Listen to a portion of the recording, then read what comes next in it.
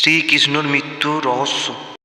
যদু বংশের ধ্বংসের পরে যখন শ্রীকৃষ্ণ একটি বনে গিয়ে আশ্রয় নেয়, তখন জরা নামে একটি শিকারী শিকার করতে করতে সেই বনে প্রবেশ করে। তখন জরা দেখে যে দূরে একটা উজ্জ্বল বস্তু।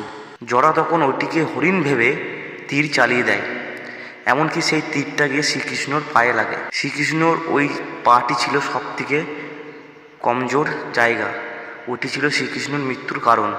তখন জরা নামে ওই ব্যক্তিটি যখন ছুটে যায়, তখন দেখে নিজের আরাধ্যাকে তিনি তীর চালিয়েছে।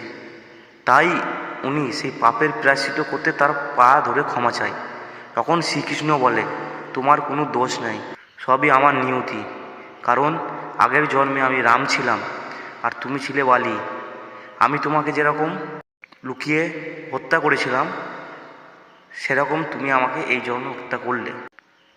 এই বলে শ্রীকৃষ্ণ মারা যায়, স্বর্গীয় গমন করে।